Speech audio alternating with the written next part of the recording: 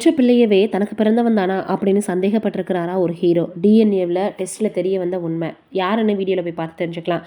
தமிழ், தெலுங்கு, மலையாளம், கன்னடம்னு பல மொழிகளில் மிகப்பெரிய அளவில் நடித்தவர் தான் நடிகர் அப்பாஸ் அவர்கள்.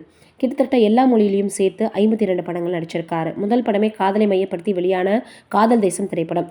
அப்படி நடித்த பெரும்பாலான படங்கள் காதலை மையப்படுத்தி தான் எடுக்கப்பட்டுச்சு. அதனால் திரையுலகில் இவருக்கு சாக்லேட் ஹீரோன்னு பெயர் வந்துச்சு. காதல் தேசம் படத்தின் வெற்றிக்கு பின்னர் விஐபி, பூச்சூடவா, படையப்பா, ஹேராம், கண்டுகொண்டேன்னு பல படங்களில் இவர் நடித்தார். பெரிய அளவில் ஹிட் கொடுக்கல அப்படின்னா கூட கடைசியாக 2009ஆம் ஆண்டு திரைக்கு வந்த குரு என் படத்தில் நடித்தார்.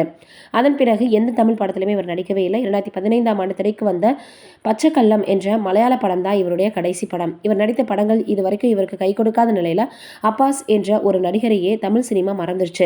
இதையடுத்து நியூசிலாந்து சென்று பெட்ரோல் பங்கில் வேலை பார்த்ததாக கடந்த ஆண்டு கொடுத்த பேட்டி ஒன்றில் சொல்லியிருந்தார்.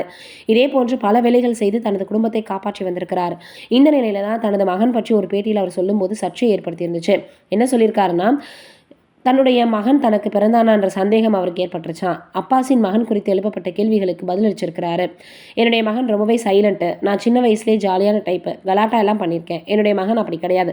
ரொம்பவே சாஃப்ட். இந்த வயசுலேயே தெளிவாக இருக்கா. அவர் என்னுடைய மகன் தானான்னு சந்தேகம் வந்துருச்சு. டிஎன்ஏ பரிசோதனை என்னுடைய மகன் என்று உறுதியாயிடுச்சுன்னு சொல்லியிருக்கிறார். இவர் இதை ஜாலியாக பேசியிருந்தால் இந்த விஷயம் ரசிகர்கள் மத்தியில் கொஞ்சம் சென்சேஷனலான விஷயமாக பார்க்கப்பட்டுச்சு. நீண்ட இடைவெளிக்கு பின்னர் தற்போது நடிகர் அப்பாஸ் பிரபல OTTயில் ஒளிபரப்பாக இருக்கக்கூடிய எக்ஸாம்ஸ் என்ற வெப்தொடரில் நடிக்க இருக்கிறாரு. புஷ்கர் காயத்ரி இந்த தொடரை தயாரித்து வராங்க. இதில் முக்கிய கதாபாத்திரத்தில் துஷாரா விஜயன் மற்றும் அதிதி பாலன் நடித்து வராங்க அப்படின்றது குறிப்பிடத்தக்கது. என்னதான் பிரபலமாக நடிகராக இருந்தாலும் கூட ஒரு சில நேரங்களில் அவங்க பேசக்கூடிய சில விஷயங்கள் என்னடா இது இப்படி சொல்லிட்டாங்களே பொசுக்குன்னு அப்படின்னு நம்மளுக்கே ரொம்பவே ஷாக் கொடுத்துரும். அப்படிதான் இவருடைய பையனை பற்றி இவர் பேசியிருக்கக்கூடிய விஷயம் நம்மளுக்கே மிகப்பெரிய அளவில் ஷாக்காக இருக்குது. இதை பற்றி நீங்கள் என்ன நினைக்கிறீங்க அப்படின்றத மறக்காமல் கீழே இருக்கக்கூடிய கமெண்ட்டில் சொல்லுங்கள்.